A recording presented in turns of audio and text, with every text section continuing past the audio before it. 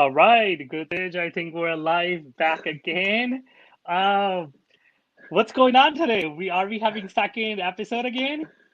Oh, yes, definitely. We are Not having second, the our fourth fourth episode, not mayor second. today. Yeah, yeah. Second Okay, for the day. so Yeah, second for the day. Yes, yes. So I was keeping you surprised, and you surprised me now too. Okay, good to know. All right, guys. Good evening, Tracy. Again, one more time. I'm your host, Raj Singh. I have a co-chair, co-host, my friend Gurtej Atwal. I tricked him this whole day today, and he tricked me end of the day by having another episode for mayoral candidate. So we are again with you to bring another person who is from the Tracy mayor race, who will be joining us in a couple seconds. And Gurtej, why don't you uh, bring our guest and see who we have on our show tonight? sure.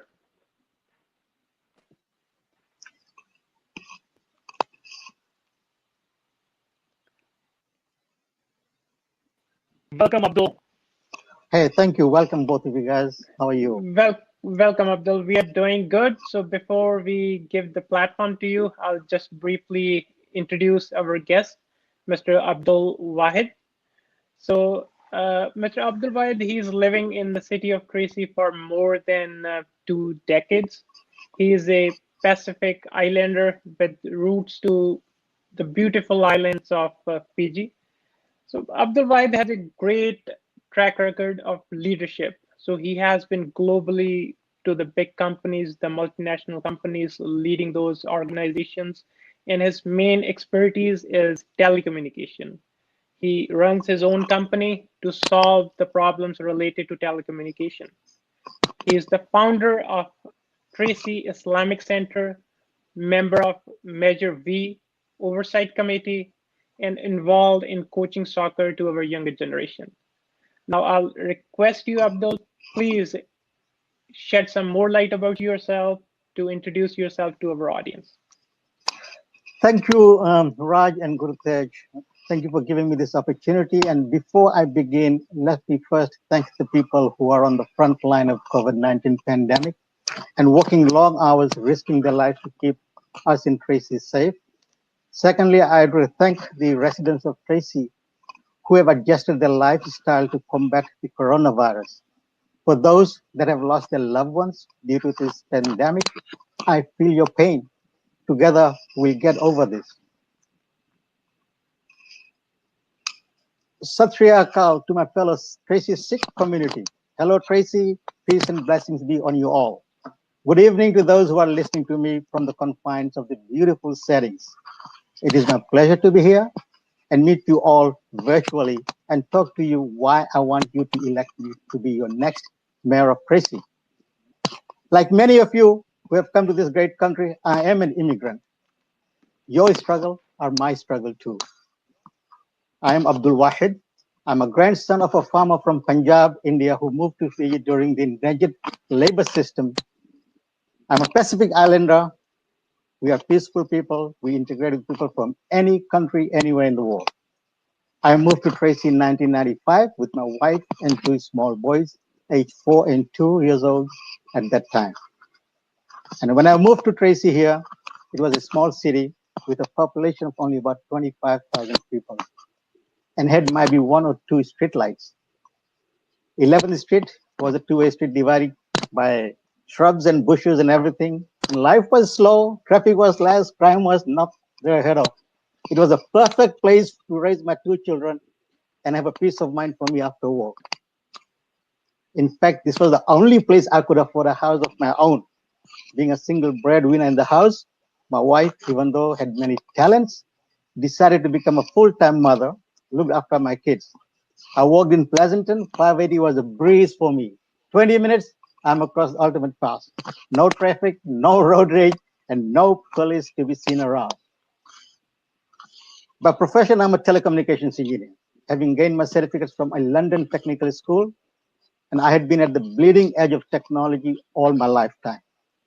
I've traveled around the globe, delivered, taught, support some of the world's largest telecommunications and projects. In my journey to these countries, I've seen, I've learned, and I've observed A lot of things that has changed my character towards people, place, and things. I value fairness and accountability. I had been involved in soccer since I was a kid, first as a player playing at a national audience level. I've been a coach, an administrator, and a mentor. I've coached at both national and international level. I'd been a coach in TYSL working with children under 6, under 8, and under 12.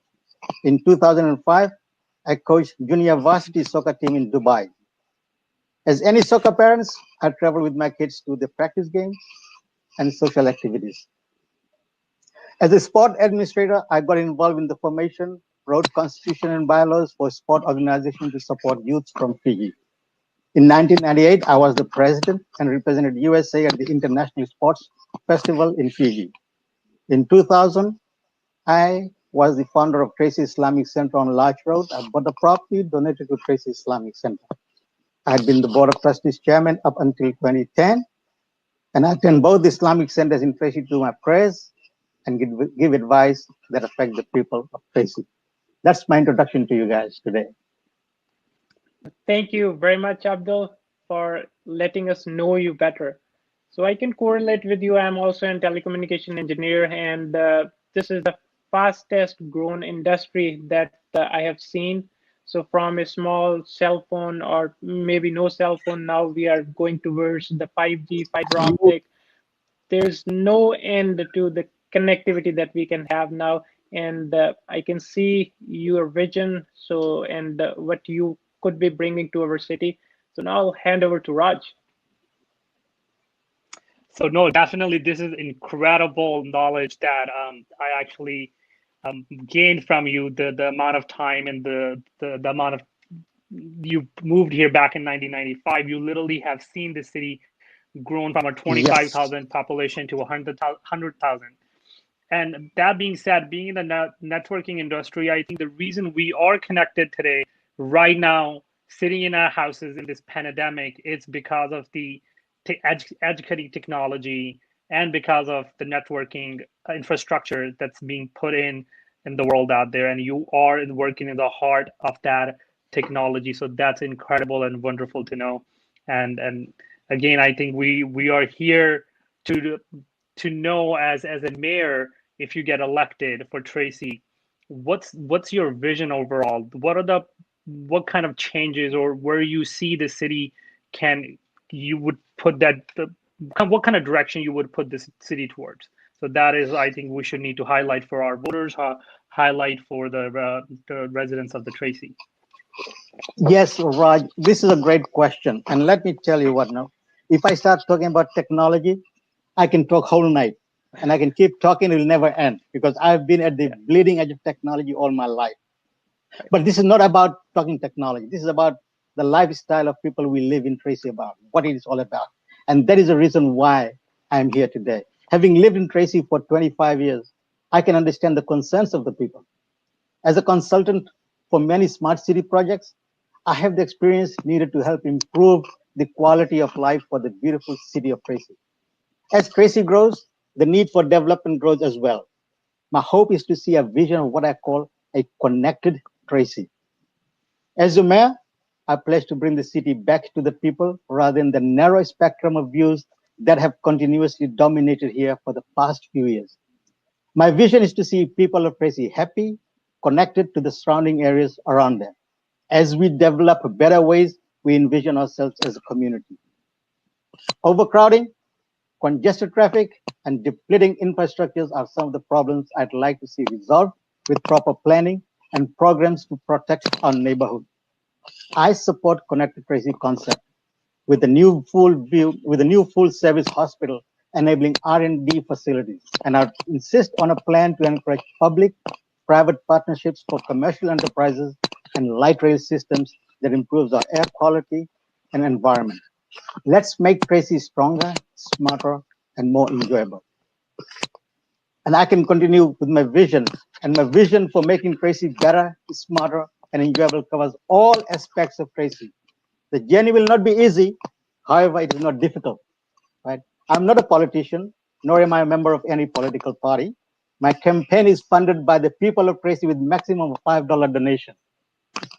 I'm here to represent the people of Tracy and have no desire to seek offices in the county, state, or the national level.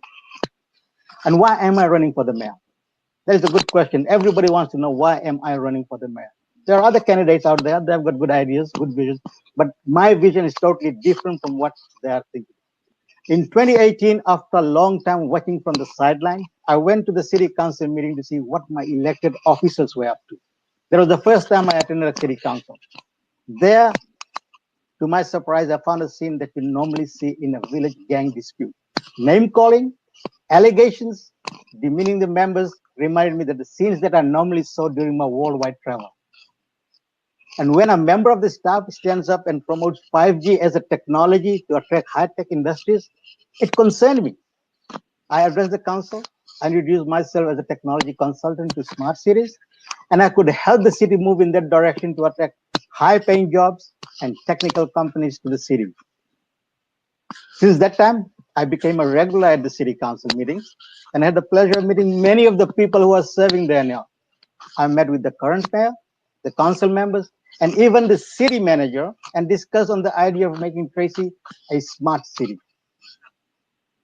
In 2018, as I said, I volunteered myself to City of Tracy Measure V Fund, appointed to vice chair that same year. As of January of 2020, I hold the chair for Measure V Fund, Citizens Oversight Committee, which monitors the use of Measure V Fund. I have brought up issues and changes that are needed on report to give transparency to the citizens. When the city sent out letters to increase water rates, I know everybody got that. I stood up for the citizens and demanded an explanation as to why rates were needed to be raised. I urged the council not to raise the rates, but it was approved on the basis of technicality of the responses. So I intend to make sure that citizens are informed in simple terms rather than a technical jargon that might not be understood by a lot of us. In April of last year, I addressed the concerns of immigrants to the council, citing the massacre in New Zealand mosque. I addressed the council and asked what precautions are taken by the police to safeguard the immigrant population here in Tracy. A few months later, one of us was married in the park. These things are not happening at the spur of the moment, but sometimes are premeditated. Shortly after that incident, I again approached the city of Tracy to help solve park safety and security. My presentation to the city involved using technology to track, trace, and apprehend the people who commit crimes in the boundaries of the city. When staff members and councils do not adapt technology to solve problems, something needs to be changed. This reminded me of my time doing a project for the state of Texas. And I tell you, this is a true story. When I introduced technology in the state of Texas, I was told by some members of the staff that they do not want to spoil their retirement future by introducing foreign things and later part of the employment. I am here to represent the people of Tracy and have no desire to basically take to the next level of my career. I was invited by the city of police when they confiscated illegal weapons in Tracy. I asked the chief, are any of the weapons modified to make mass casualties? There was no answer. So we have to make everyone accountable for what they are tasked to do. And I intend to push for those things to make Tracy better. During one of the council meetings, I asked the council to provide information on average cost per employee per city. I did not get an answer. And when 47% of taxpayers' money is spent on staff salaries, I think we, the people, have legitimate questions to ask. And that is why I'm running for the mayor of Tracy. And when our elected officials work for government, and then they sit on the negotiating table to negotiate the benefits for other government officials, I think we, as citizens, have to have the right to ask questions. People who are civil servants should not be allowed to negotiate for other civil servants, and when they are council members. That is why I want to bring the city back to the people. When elected officials have an eye for higher offices in political career, questioning those in the county or state levels is compromise. Do you know that out of every property tax dollar, the city only gets 20 cents? I raised this issue with the council and was advised that is how it has been. So that is why we need someone who can stand up to the county and negotiate a better revenue for city. Many of us might not know the behavior of our elected officers resulted in a grand jury investigation. The city lost close to 500,000 in that battle, and we are here again, hearing from the same people that they want to improve the city. People like them should not be elected to the public service if they can behave themselves. That is why my campaign is people's campaign. Let's look at our infrastructure. These are the visions that I'm trying to put down on the road right on platform right now. Our roads are getting worse day by day. Our neighborhood is getting littered with debris and trash. Our parks are becoming shelter homes.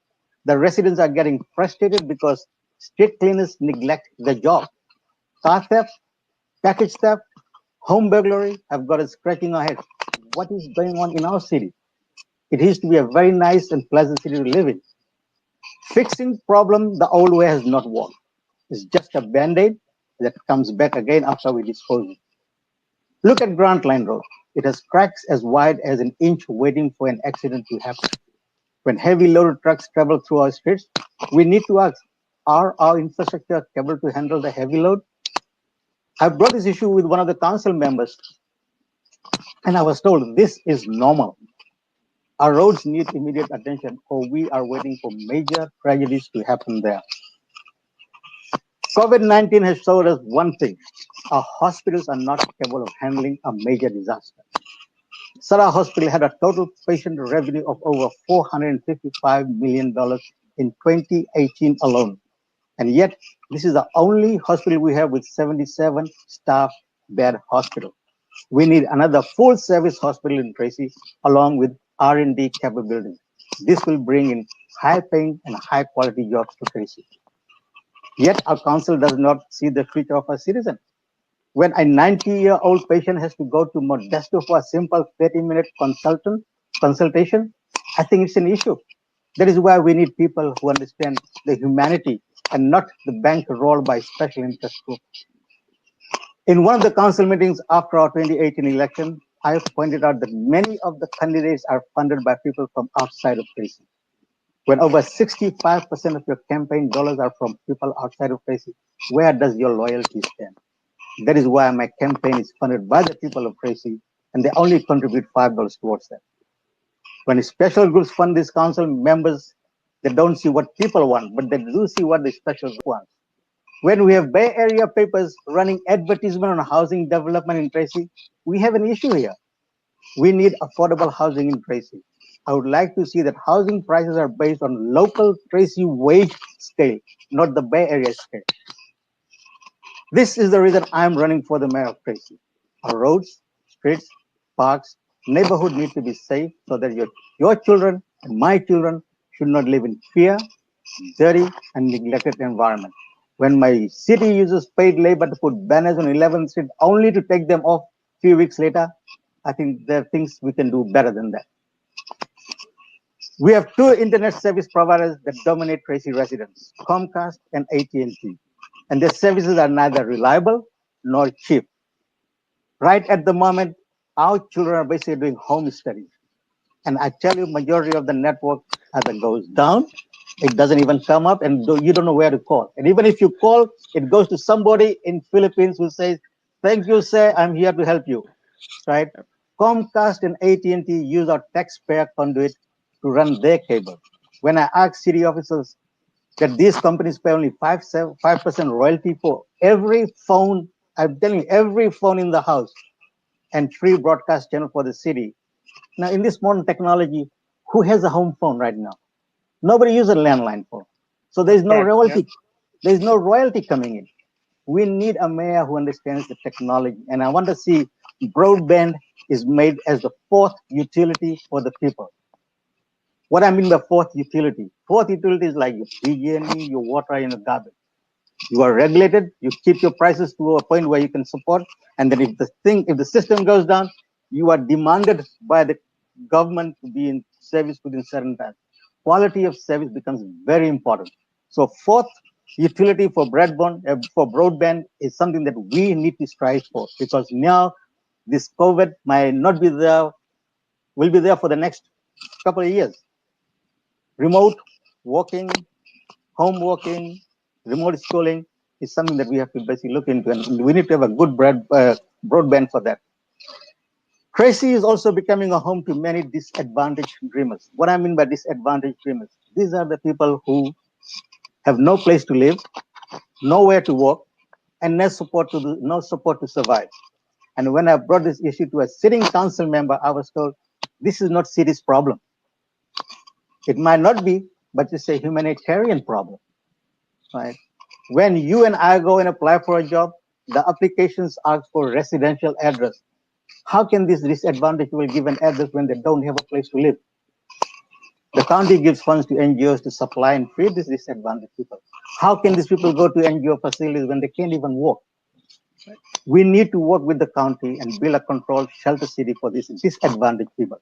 Instead of making these people go to places to get services, let's bring the services to them, right? Accountability and success rates should be measured on how many people we put back in the productive society and not letting them end their lives on the pavement. A bold but achievable vision for the city of Tracy includes a new downtown area with modern amenities such as high-tech, high-end industries, exciting nightlife for the teens, state-of-the-art transportation system to complement the proposed light rail project, and with large convention center, offices, retails, and apartment buildings, all in an exclusive carbon-free footprint. Why I want this? Companies don't go to places where they don't have amenities. Right? If we have a convention center that we can attract industries to come and give the presentation over here, this is your first door to high-tech industry. And in order to build that convention center to attract people, we need to have an infrastructure, right? City of Tracy has a downtown here, right? The buildings are historic and carry centuries of Tracy history. My vision is to keep the historic Tracy as a tourist destination and build a modern Tracy. This is how you attract industries here to open their offices. On the education front, I had been involved with Tracy Unified School District IT team to understand the needs in order to be part of the connected Tracy concept.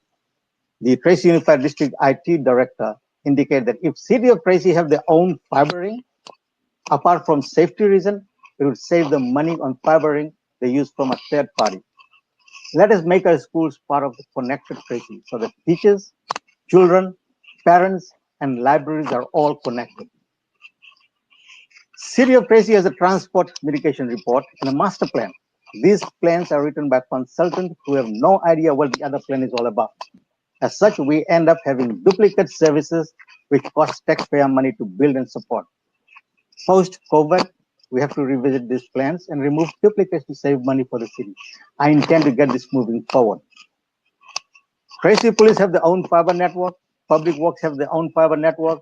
Why not build a Tracy fiber network and bring Tracy Police, Public Works, City of Tracy, TUSD, and people all connected? I already have a vision for that. Please visit mayor2020election.com to see the detailed vision. Finally, City of Tracy needs a mayor who believes in the people of Tracy and not outsiders who tell us how to run our city. I believe in people living in Tracy who have greater stakes here. That is why this campaign is supported by the people here.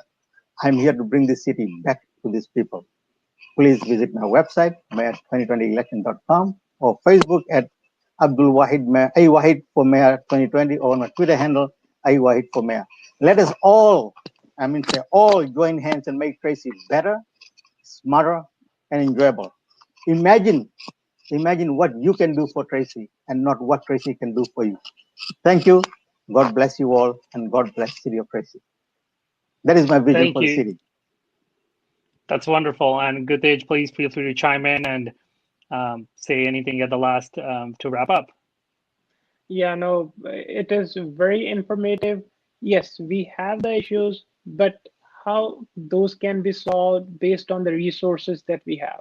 So Yep. thank you very much for sharing your thoughts, the audience, including myself. So including Raj, we can now understand so where things are moving and how things can be in our future. So everybody has a different thought process, but yes, issues are there. We have to use our resources to fix them unitedly.